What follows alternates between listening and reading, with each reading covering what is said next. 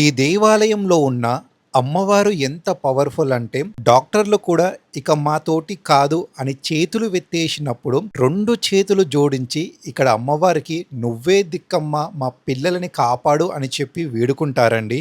కొన్ని సందర్భాల్లో డాక్టర్స్ ఒక మాట అంటారండి, మెడికల్ మిరాకిల్ అని చెప్పేసి దేవుడే బ్రతికించారని చెప్పేసి అంటారు కదా!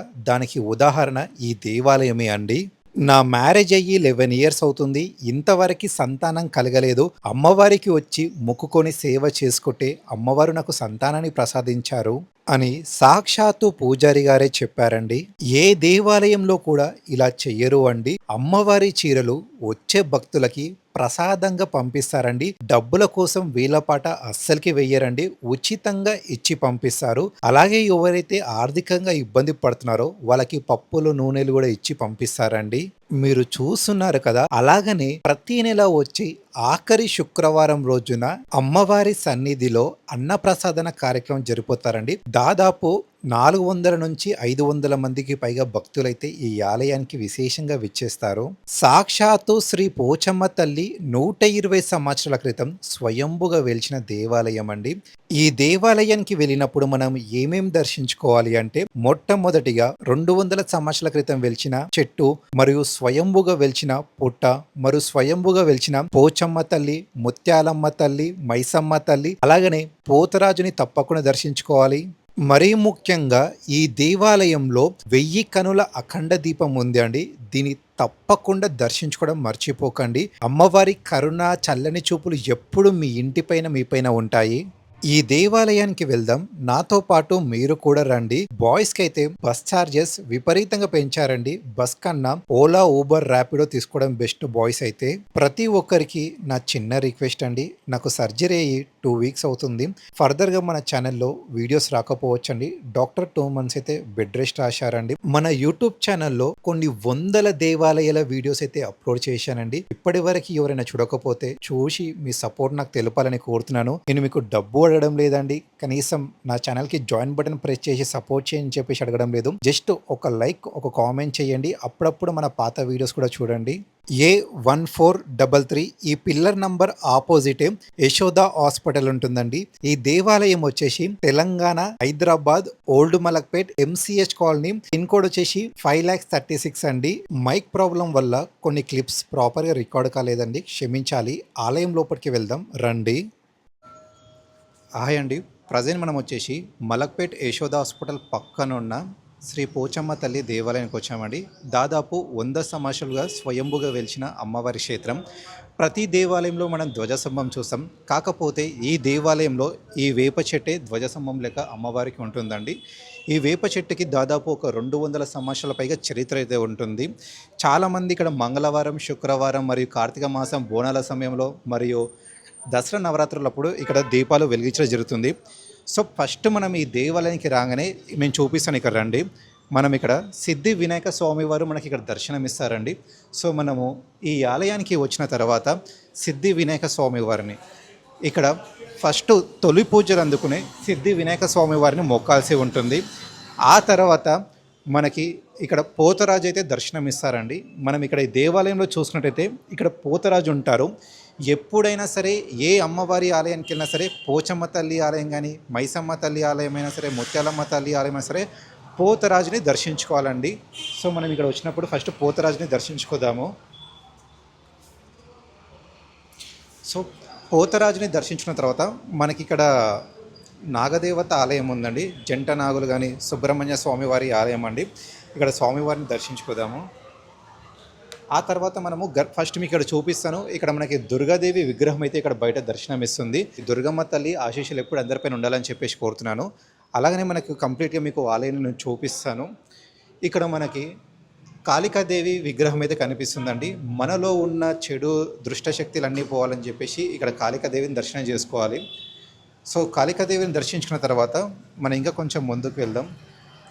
మహిషాసుర వర్ధి అమ్మవారు ఏ స్త్రీ అయినా పురుష అయినా సరే మనలో ఉన్న చెడు మొత్తం అంతమైపోయి నూతన జీవితం రావాలని చెప్పేసి ప్రదక్షిణలు 9 కన్నా పైగా ప్రదక్షిణలు చేయాలి.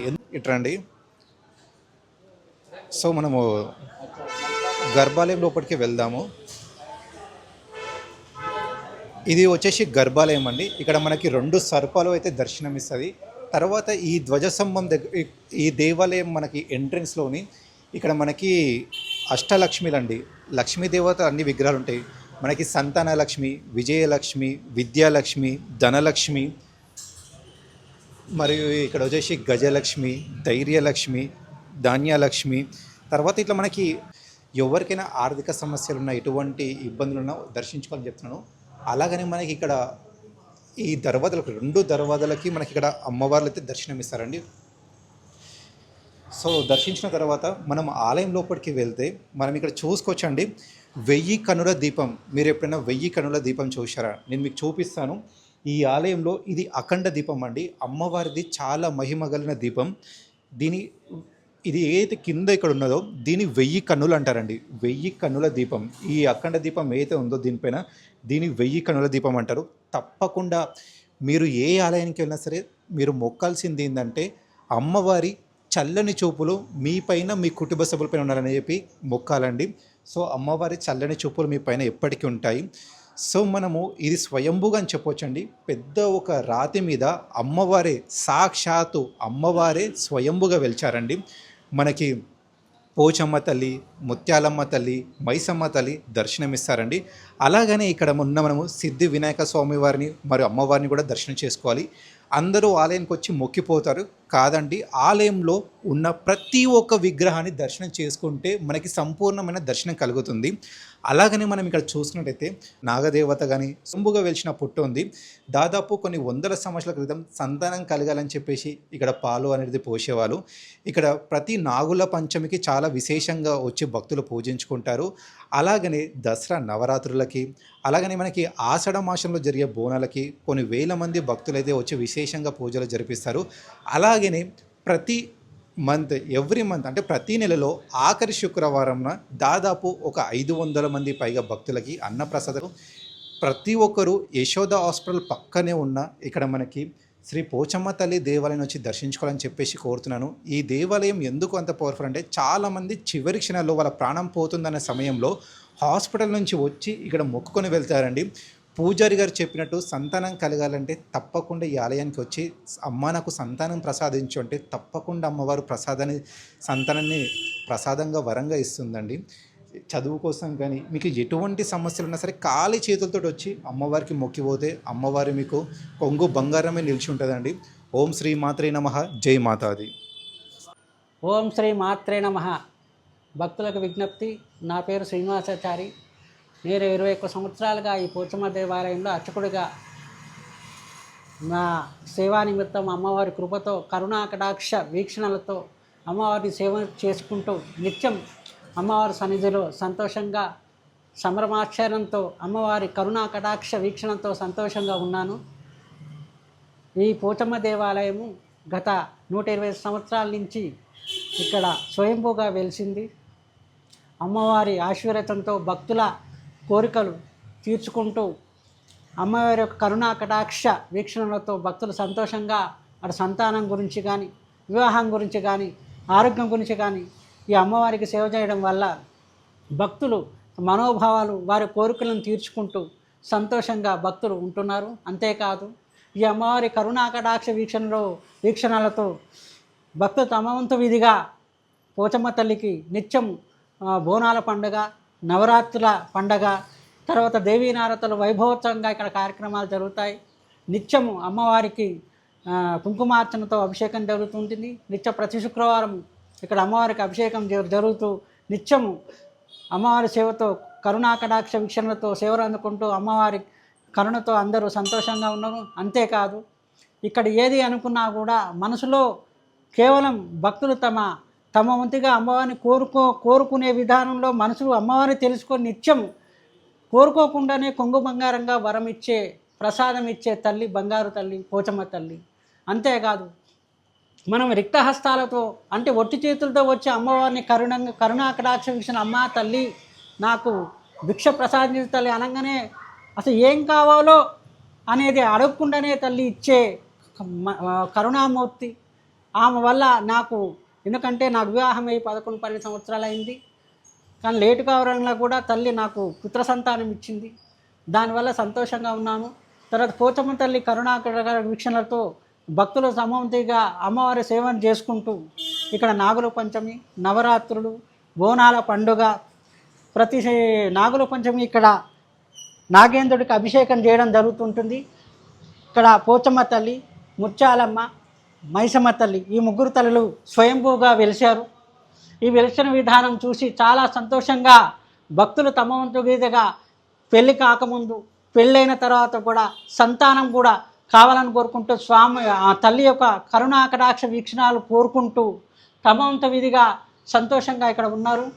అంతేకాదు పోచమ్మ తల్లి ఎట్లా అంటే, భక్తులారా మీరు రండి, ఆశించి రంగండి, మనోనేతంతో సంతోషంగా నన్ను ప్రార్థించండి, నా వంతు విధిగా మీకు చేసే విధంగా నేను చేస్తాను, మీరు ఆశించాల్సిన అవసరం లేదు, నేను తెలుసుకొని చేస్తాను నాయన, మీ వీక్షణాలు అంటే మీ చూపులు నా వైపు ఉంటే చాలు, మీరేం చేయాలనేది నేను దారి చూపిస్తాను.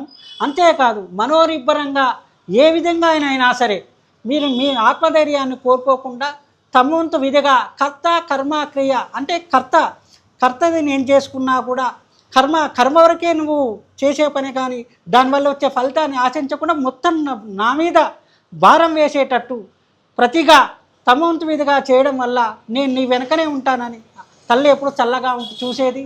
అంతేకాదు ఎట్టి పరిస్థితుల్లో కూడా చివరి నిమిషంలో కూడా ఆత్మధైర్యం పోకుండా ఉండడానికి తల్లి ఎప్పుడు సహకారంతో భక్తులు యథావిధిగా సహకరిస్తూ చాలా సంతోషంగా మనోధైర్యాన్ని ఇస్తుంటుంది. ఇక్కడ నవరాత్రుల కార్యక్రమము, కుంకుమార్చన, నాగుల పంచమి, వివిధ రకాల పూజలతో సంతోషంగా తల్లి స్వీకరించడం జరుగుతుంది. ఇక్కడ బోనాల పండుగ విశేషంగా జరుగుతుంది. ఎలా అంటే జిగుడీకృతమైన వైభవంతో ఆషాఢ మాసంలో చాలా విశేషంగా జరుగుతుంది. ఎలా అంటే జిగుడీకృతమైన సౌందర్యంతో అమ్మవారు అలంకరించడం జరుగుతుంది. ఆ అలంకరించే విధానం ఎట్లుంటుందంటే, నేనున్నాను అంటే భూప్రభునం, పోచమ్మ తల్లి గ్రామదేవత అన్నమాట. ఆ భూప్రభునం అంటే త్రిభుజాకారం, అంటే 3 లోకాలు తింటూ ఆ బోనాల పండుగ ఇక్కడ మలక్పేటలో వెలిసి నేనున్నాను రా, నన్ను చూడండి, నాలో జిగుణీకృతమైన ఆ రూపాన్ని చూడండి, నన్ను దర్శించుకోండి అని మనోనేత్రంతో ఆ భక్తులకు ఆశీర్వదిస్తూ ప్రకటించడం చేయడం జరుగుతుంది. అంతేకాదు భక్తులారా, మనం చేసే ప్రతిని నిష్కల్మషంగా నిష్ఫలితంగా అంటే ఫలితం ఆశించకుండా నా దగ్గరికి రండి, రిక్తహస్తాలతో రండి అంటే ఒట్టి చేతులతో రండి, నేనున్నాను అని పోచమ్మ తల్లి నిత్యం చెప్తూ తనలో ఉన్న ఆత్మశక్తిని కోల్పోకుండా తల్లి సహకరిస్తుండేది. అంతేకాదు ఎప్పుడైతే ఇక్కడ ఎవరైతే ఆరోగ్య పరిస్థితి ఎట్లా అంటే చివరి క్షణంలో కూడా ఎంతోమంది పేషెంట్లు వస్తూ ఉండేవాళ్ళు. ఎందుకంటే స్వామి తల్లి నా భర్త బాగలేడు, చివరి దశలో ఉన్నాడు, నా తండ్రి బాగలేడు అని రిక్తహస్తాలతో వచ్చి పక్కనే ఇక్కడ యశోద హాస్పిటల్ ఉన్నది, ఎంతోమంది చివరి క్షణంలో కూడా తల్లిని ప్రార్థించడం వల్ల ఆ తల్లి ఆశతోటి నాయనా నేను వెనుక ఉంటున్నాను, నీలో ఆత్మధైర్యం నువ్వు కోల్పోకు, నేనున్నాను, నువ్వు చేసే ప్రతి పనిలో నేను ఉంటాను, కానీ ఆత్మధైర్యం ఏనాడైతే కోల్పోతావో నువ్వు అసమర్థుడు అవుతావు నాయన అని పోచమ్మ తల్లి ఎప్పుడూ సహకరిస్తూ వాళ్ళ ఆత్మధైర్యాన్ని పెంచుకుంటూ జిగుణీత్రమైన ఆత్మశక్తి పరిజ్ఞానంతో ఎప్పుడైతే మనిషి ఉంటాడో తల్లే కాదు ఏ భగవంతుడైనా కూడా సహకరిస్తాడు. ఎప్పుడైనా ప్రతి మనిషి అహంకారం ఉండద్దు.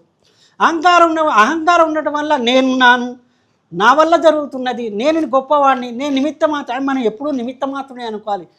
ఆ పరీక్ష కోసమే తల్లి చేస్తుందన్నమాట. ఎందుకంటే మనం ఎంత ఎదిగినా ఒదిగి ఉండాలి, ఆ తల్లి కోరుకునేది అది.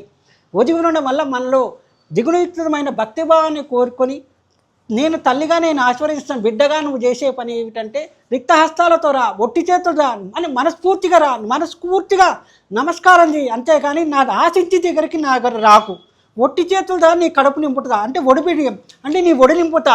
దీనివల్ల ఇది భక్తులు ఏమవుతుందంటే ఆ పరిక్రియ సాగుతుండే వెంటనే ఆ ఫలితాన్ని పొందిన భక్తుడు ఒడిబియ్యం ఇక్కడ పోస్తారనమాట. ఒడిబియ్యంతో పోయడం వల్ల, పంచామృతంతో తల్లికి అభిషేకం చేయడం వల్ల, నాగేంద్రుడికి అభిషేకం చేయడం వల్ల పరిపూరితమైన ఈ గర్భగుడి జిగుణయుక్తమైన సౌందర్యంతో ప్రతి శుక్రవారం అలంకరించడం జరుగుతుంది. తల్లి తను చేసే ప్రతి చర్య బిడ్డను తల్లి ఎట్లా కాపాడుకుంటుందో మా పోచమ్మ తల్లి ఈ గ్రామదేవత ఈ మలక్పేట వాసులను, అంతేకాదు ఎక్కడి నుంచో వచ్చి చాలా సంతోషంగా తమ వంతు మీదుగా తల్లి యొక్క సహకారాన్ని కోరుకుంటూ ఆత్మధైర్యం కోరుకుంటూ చాలా సంతోషంగా ఈ తల్లి కరుణాకటాక్ష వీక్షణములు పొంది చాలా సంతోషపడ్డారు. ఎంతోమంది భక్తులు తమ వంతు విధిగా అమ్మవారిని కోరుకుంటూ నిష్కల్మషంగా ప్రార్థిస్తూ కోరడం జరిగింది. జై పోచమ్మ తల్లి. ఈ దేవాలయ ప్రాంగణం అండి. భక్తులు తమ సౌకర్యార్థం కుళాయిలం ఏర్పాటు చేయడం జరిగింది. అమ్మవారికి రక్షణలాగా ఉంటాడు పోతరాజు. ఎటువంటి వాళ్ళ సోదరీమణులకు కష్టం వచ్చినా ఈ పోతరాజు తన వంతు వీధిగా అక్కచెల్లెలను కాపాడుకుంటూ వస్తాడు పోతరాజు. ఎట్టి పరిస్థితున తన మీద భారం మోసుకుంటాడు కానీ ఎదుటి వాళ్ళ మీద భారం మోపడు. అటువంటి తమ్ముడు పోతరాజు. ఇక్కడ ప్రతి ఆషాఢ మాసంలో బోనాల పండుగ జరుగుతున్నది. ఫస్ట్ పోతరాజుకి ఎక్కిన తర్వాతనే తల్లికి నైవేద్యం ఎక్కేయడం జరుగుతుంటుంది. స్వామివారి అంటే పోతరాజు గారు ఎప్పుడైతే శాంతంగా ఉంటారో మలక్పేట ప్రజలు సంతోషంగా చల్లగా ఆయన అనుగ్రహంతో చాలా సంతోషంగా ఉండడం జరుగుతుంది. పోతరాజు కన్నీరు ఎప్పుడు శాంతపరచడం అవసరం. ప్రతి ఆషాఢ మాసంలోనూ నాగుల పంచమి రోజు అభిషేకం జరుగుతుంది పోతరాజు గారికి. ఎందుకంటే పోచమ్మ తల్లికి ఈయనకి ఎప్పుడైతే సేవకుడుగా ఉంటాడో తన వంతు విధిగా ఏమీ ఆశించకుండా కేవలం కాపలాదారుడుగా తన తమ్ముడు అక్కచెల్లెలకు సంతోషంగా కాపలా ఉంటూ తన వంతు విధిగా ఏమీ ఆశించకుండా రక్షణలాగా ఉంటాడండి పోతరాజు. అలా ఉండటం వల్ల ఎందుకంటే తన సంతోషం అంటే ప్రతిఫల ఆపేక్ష లేకుండా నిజమైన సేవకుడు ఎవరైనంటే పోతరాజేనండి. అంటే ఏ దేవాలయంలో ఏ దేవతలైనా భగవంతుడైనా రకరకాల దేవతా స్వరూపాలైనా తమకు సేవ చేస్తే వరాలు ఇస్తారంటారు కానీ ఏ ప్రతిఫలం ఆశించకుండా ఉన్నాడు అంటే అతను పోతరాజేనండి. ఆ పోతరాజు విధి ఏంటంటే తన మెడలో ఆ త్రాడు వేసుకుంటాడు. త్రాడు అనేది కంటే ప్రపంచంలోని భూమండలంలో ఉన్న కష్ట సుఖాలని తన భుజం మీద మోసే తత్వం ఉన్న మనిషి ఎవరైనా ఉన్నాడంటే పోతరాజేనండి. కాబట్టి పోతరాజు చల్లగుంటే పోచమ్మ తల్లి చల్లగుంటుంది. పోచమ్మ తల్లి అనుగ్రహం ఉంటే పోతరాజు చల్లగా ఉంటాడు.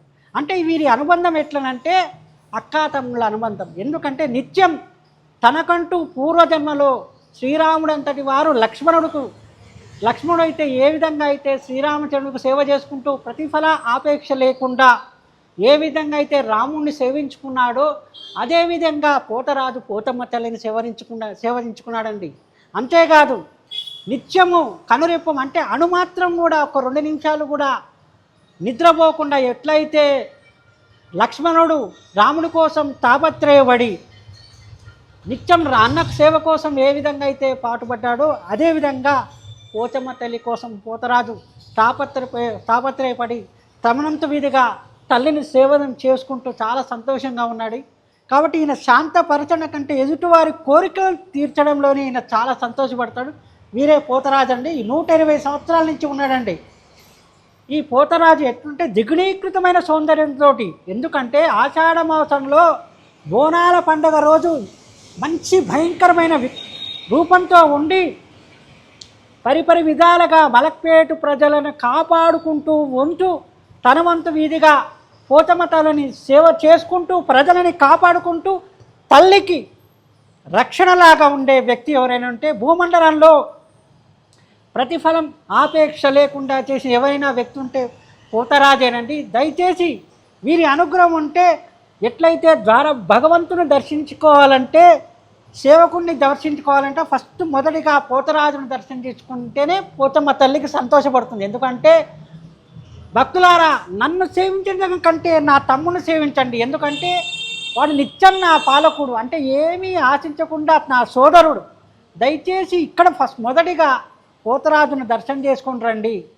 దానివల్ల ఏ విధంగా అయితే తిరుపతిలో వెంకటేశ్వర స్వామిని దర్శనం చేసుకుంటామో మొదట వరాహమూర్తిని దర్శనం చేసుకోవడం జరుగుతుందండి. ఎందుకో తెలుసా? భగవంతుడు ఏ విధంగా అయితే భక్తుల నుంచి ఏ విధంగా ఆశించాడండి. భక్తులు ఏ విధంగా అయితే నమ్ముకోవాలంటే భగవంతుని ప్రార్థించేటప్పుడు స్వామి నాకు ఏమీ ఆశించకుండా నేనున్న కష్టాలు తొలగించమని నిష్కల్మషంగా కోరుతారో వారి యొక్క కోరిక తీర్చడానికి ప్రయత్నించండి స్వామి. కాబట్టి ఒట్టి చేతులతో రిక్తహస్తాలతో మేము వచ్చాం స్వామి, మాకు ఏం కావాలో నీకు తెలుసు, కాబట్టి ఫలానా కోరిక కావాలని మేము కోరం, దయచేసి మా కోరికలు వించానని ప్రతి భక్తుడు కోరుకుంటాడో ఆ విధంగా ఈ పోతరాజు దగ్గరకు వచ్చి ఎవరైతే రిక్తహస్తుల కొంగు చాతి భక్తులపై ఎల్లవేళ జరుగుతుంది. ఈ పోతరాజు విశేషం అటువంటిది. తల్లికి రక్షణగా తన వంతు మీదుగా చూసుకుంటూ భక్తుల సంతోషమే తన సంతోషంగా పోతరాజు సంతోషంగా ఉంటుంది. దయచేసి మొదటగా పోతరాజుని దర్శనం చేసుకోండి.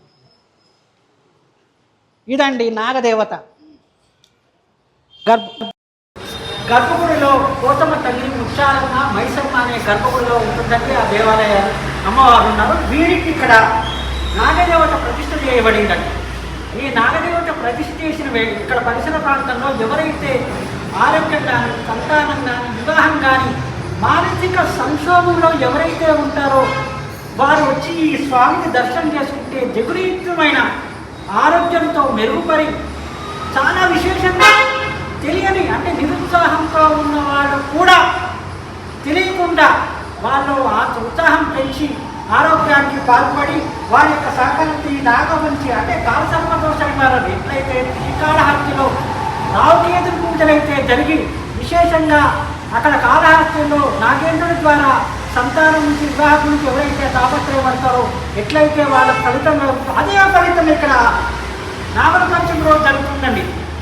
ఈ కార్యక్రమం ఏంటంటే ప్రతి నాగుల పంచమి రోజు చక్కగా నాగేంద్రుడు పాలన స్వీకరించి చక్కగా సంతోషంగా భక్తుల యొక్క పూజలు అందుకొని చాలా విశేషంగా చాలా ఆనందపడతానండి. అంతేకాదు ఆ నాగదేవుడు ఎట్లాంటాడంటే మీరు ఏ ప్రయత్నం చేసినా నిష్కల్మషంగా మీరు నా దగ్గరకు వచ్చి మీరు పాలు పెరుగు సమర్పించి మీ యథాశక్తి తప్పవంతిగా ప్రార్థన చేస్తే చక్కగా నేను ఫలితం ఇస్తాను. తప్పకుండా ప్రతి మంగళవారం, ప్రతి శుక్రవారం, నాగుల పంచమి, చవితి అంటే ఈ 4 రోజుల్లో కూడా ఈ కార్యక్రమం జరుగుతుందండి. ఈ నాగుల పంచమి విశేషం ఏంటంటే ఎటువంటి ఆరోగ్య సమస్యలు వచ్చిన సంతానము వాళ్ళకి ఇబ్బంది పడ్డా, వివాహం చాలా ఇబ్బంది పడ్డా, ఎంతోమంది 12 సంవత్సరాలు, 13 సంవత్సరాలు, 9 సంవత్సరాలు సంతానం కలగని వాళ్ళు కూడా రిక్తాంతాలు అంటే బొట్టి చేతులతో వచ్చిన వాళ్ళు కడుపెట్టిపోయారండి. అంతేకాదు ఈ నాగదేవత ఎట్లా మహిమంటే అలుగుతుందన్నమాట. ఏంటంటే ఒక 3 వారాలు 5 వారాలు రమ్మనేది ఏ భక్తులు రాలే పరిస్థితిలో ఉంటే వాళ్ళని అర్థం చేసుకుంటుంది. కానీ మన ప్రయత్నంలో కాకూడదు. ఎందుకంటే ఒక వారం వచ్చి 2వ వారం వచ్చి ఎందుకు పోవద్దులే అని మనకు తెలియకుండా అహంకారం కలగకూడదండి.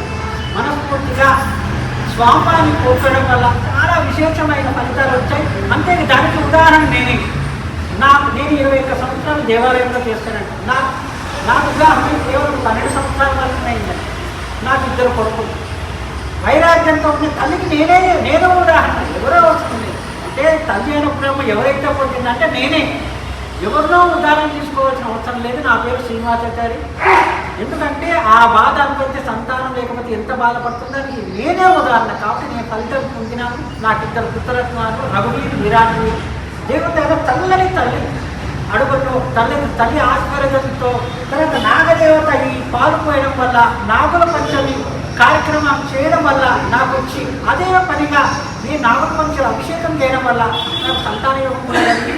కాబట్టి చక్కగా ఈ నాగేంద్రుడికి మంగళవారం నాగుల పంచమి రోజు ప్రతి శుక్రవారం వీలైతే సాధ్యత వరకు తమంతమందిగా ప్రయత్నం చేసి స్వామి అనుగ్రహానికి పాత్రలుగా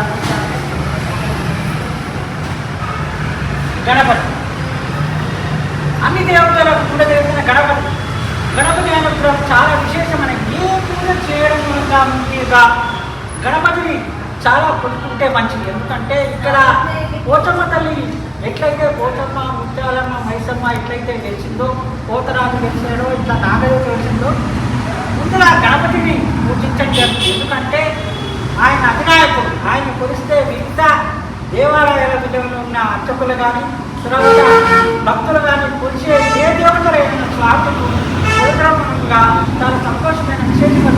స్వామి ఎప్పుడు ఎల్లవేళగా గుడి దేవాలయ ప్రాంగణాలకు ఎప్పుడైతే అడుగుపెట్టగా గణపతి కనబడతాడని. ఎందుకంటే గణపతి అనుగ్రహం విధానం అంటే ఎదురుగా కనపడే తమ యొక్క నేత్ర దృష్టితో భక్తులను సంతోషపెట్టడానికి గణపతి ఎల్లవేళగా సహకరిస్తుంది. గణపతి పూజించిన తర్వాత అమ్మవారులైనా, పోతరాజైనా, నాగేంద్రునైనా సమస్త దేవతలను పూజించడం జరుగుతుంది. అంతేకాదు ఈ దేవాలయ ప్రాంతంలో ప్రతి కార్యక్రమం అన్నదానం ప్రతి నెల లాస్ట్ శుక్రవారం అన్నదాన కార్యక్రమం జరుగుతుందండి. మా చైర్మన్ గారు బాబు సింగ్ గారు, రవికుమార్ గారు, శివ గారు, తర్వాత పలానా కమిటీ మెంబర్లు జాతీయ గారు అంటే రకరకాల ఇది 20 సంవత్సరాలుగా కార్యక్రమం అన్నదాన కార్యక్రమం చేసి 20 సంవత్సరాల కింద జరిగిన కార్యక్రమం అన్నదాన జరిపించడం జరిగింది. అంతేకాదు పేదలకు వాళ్ళు వీళ్ళు లేకుండా ఈ కార్యక్రమం ప్రతి నెల లాస్ట్ శుక్రవారం ఈ కార్యక్రమం నిర్విరాంగా జరగడానికి చేరుకున్నారు. తర్వాత సాటి కమిటీ మెంబర్లు భక్తుల సహకారంతో ఈ కార్యక్రమం జరగడం జరిగింది. అంతేకాదు తమంత విధిగా ఈ అమ్మవారికి అనుగ్రహం పొందడానికి దేవాలయ అభివృద్ధికి అందరూ సహకరించి చాలా సంతోషంగా ఈ చైర్మన్ గారు ఈ కొత్తగా ఏర్పాటు చేసి తమంతుగా ఈ కార్యక్రమం ఈ అన్నదాన కార్యక్రమం తర్వాత పేదలకు అంటే అయిన వాళ్ళకు కాని వాళ్ళకి ఇంకా కొన్ని వందల మంది 400 నుంచి 500 చెత్త రిక్తహస్తాలతో అందరికీ కడుపునించి చాలా సంతోషంగా వారి యొక్క ప్రేమకు పాత్రులైన ఈ అవకాశం కల్పించి చాలా సంతోషంగా ఉంది.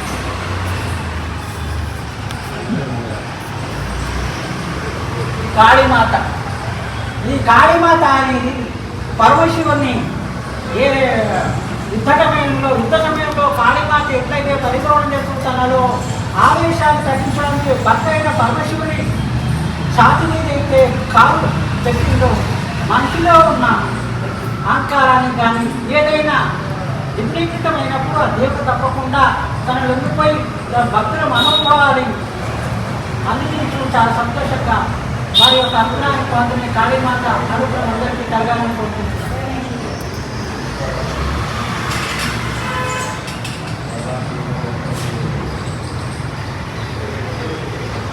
వైశాఖవర్తినండి ఈ గుడి ప్రాంగణంలో ఎటువంటి దుష్టశక్తులు రాకుండా నిత్యం గ్రామదేవత పరిభ్రమిస్తూ భక్తులని అన్ని వెంట కాపాడుతూ రాక్షస మహారథి ఎట్లయితే దేవతలు ఇచ్చేశారో భక్తుల అభిష్టాన్ని తీసుకుంటూ వారి యొక్క పొంగు బంగారంగా పోషమ్మ తల్లి చాలా సంతోషంగా భక్తులను కలిగెత్తుకుంటూ వారి యొక్క అనుగ్రహాన్ని పాల్గొన్నారు. ఇది రావి చెట్టు అండి. సుమారు ఒక 200 సంవత్సరాలు అంటే చాలా పురాతనకరమైన వేప చెట్టు. ఈ వేప చెట్టు కొన్ని వందల సంవత్సరాలుగా వచ్చిందండి. దీని మీద పొడిమలే సాక్ష్యం. ఎందుకంటే సంతానం గురించి, వివాహం గురించి, ఆరోగ్య సమస్యలు ఏమున్నా కూడా ఈ చెట్టు కన్సర్గల అంటే చెట్టు నీడకి ఎప్పుడైనా పోచమ్మ తల్లికి ఇదే ధ్వజస్తంభం అండి. ఏ దేవాలయంలో ధ్వజస్తంభం ఉంటుంది కానీ ఇక్కడ ధ్వజస్తంభం ఉండదు. ఎందుకంటే ఈ వేప చెట్టే ధ్వజస్తంభం అండి. ఎందుకంటే భక్తుల మనోహరం కోసం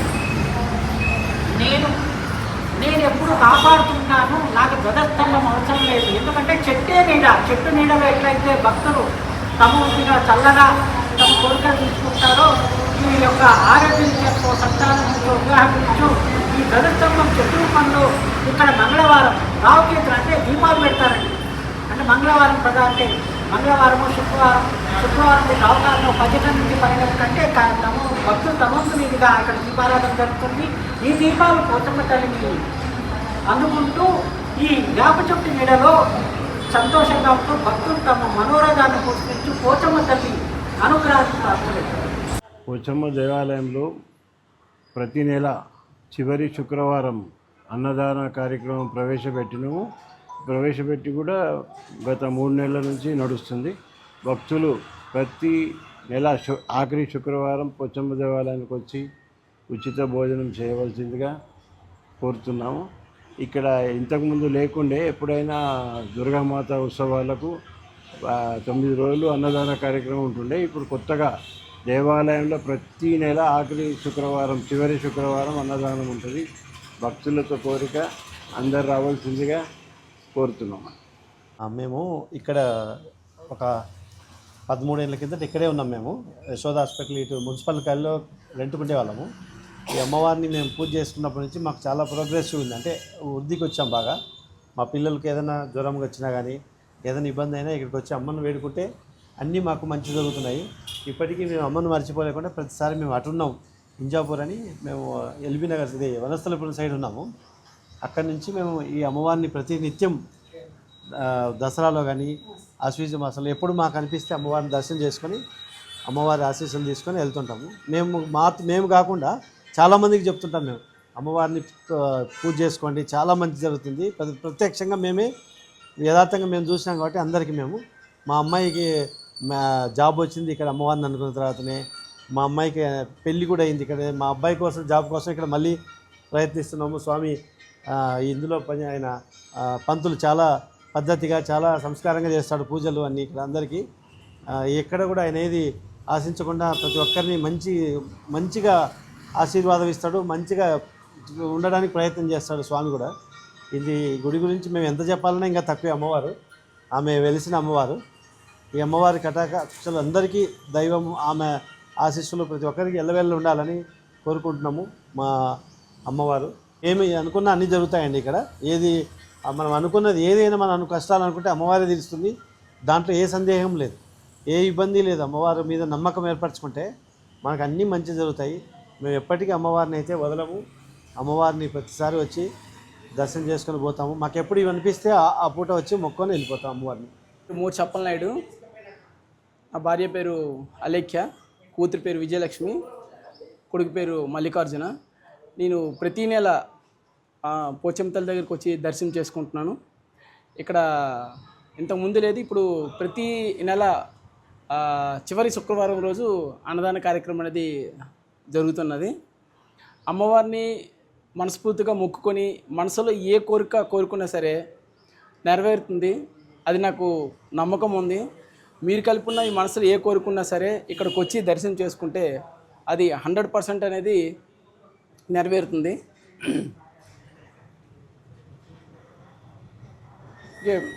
ప్రతి నెల నేను తప్పకుండా ఈ పోచమ్మ తల్లికి దర్శనం చేసుకుంటాను. నేను యాక్చువల్గా మాది సొంత ఊరు ఏంటంటే మాది శ్రీకాకుళము. నేను మా ఊరు వెళ్ళాలని సరే అమ్మవారిని దర్శనం చేసుకుని నేను వెళ్తాను. ఎందుకంటే అమ్మవారిని మనము దర్శనం చేసుకున్నామంటే అనుకునేది 100% నెరవేరుతుంది. ఆ నమ్మకం నాకే కాదు మీకు తెలుసు. మరొకసారి నేను ఈ ఛానల్ ద్వారా అందరికీ గుర్తు చేస్తున్నాను. జై పోచమ్మ తల్లి. నమస్కారం అండి అందరికీ. నేను మల్లెపూటలో నుండి గత 20 సంవత్సరాలు అయింది. 20 సంవత్సరాల నుంచి చూస్తున్నాను. ఈ దేవాలయం చాలా డెవలప్ జరిగింది. ఇంకా టెంపుల్ ఉంటే చాలా పెద్ద చేస్తుంది.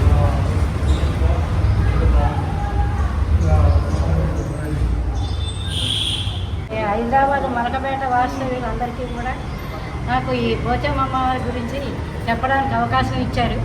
ఇక్కడ వచ్చిన భక్తులంతా కూడా మేము ఈ ఊరు వచ్చినప్పటి నుంచి కూడా వస్తూ ఉంటాం, తల్లి కొలుస్తూ ఉంటాం. సాధ్యమైనంత వరకు అందరితో పాటు తోచిన కానుకలు అవి ఏదో చేస్తూ ఉంటాం భక్తిగా. వాళ్ళు అమ్మవారు తల్లి కోరిన కోరికలు కూడా అవకాశం ఉన్నంత వరకు తీర్చి అందరి బాధలు తీర్చి కష్టాల నుంచి గట్టెక్కిస్తూ ఉంటారు. ఇది భక్తులందరూ కూడా పోచమ్మ తల్లి దేవాలయం అభివృద్ధి కొరకే చేతనైనంత అవకాశం కలిగించుకుని ఎంతో కొంత ఆదాయం ఏర్పాటు చేస్తారని చెప్పేసి ఆలోచిస్తూ ఈ అమ్మవారి తల్లి గురించి మాట్లాడడానికి అవకాశం ఇచ్చినందుకు ధన్యవాదాలు.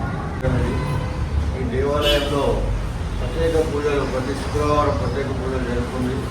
అన్నదాన కార్యక్రమాలు 500 మందికి అన్నదాన కార్యక్రమాలు జరుగుతుంది. కాబట్టి ఈ గుడి ప్రత్యేకత ఏంటంటే ఈ గుడి ప్రతి ఆషాఢ మాసం బోనాలు, హైదరాబాద్ బోనాలకు కూడా ఇక్కడ హైదరాబాద్ బోనాలు జరుగుతాయి. ఈ బోనాలు ఆదివారం రోజు మొదటి రోజు బోనాల కార్యక్రమం 100 వేల సంఖ్యలో ఉంటారు.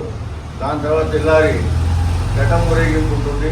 అలాగే తొట్టెల పలారం బండి ఊరేగింపులు దగ్గర 10 పలారం బండులు వస్తాయి. చుట్టుముట్టు బస్తీ నుండి పల్టను, ఇక్కడ ఓల్డుమల్లెపల్లి, సలీంనగర్ గ్రామ దేవతగా ఇది చెప్పుకుంటుండే, ఊరి దేవత అంటుండే అప్పట్లో.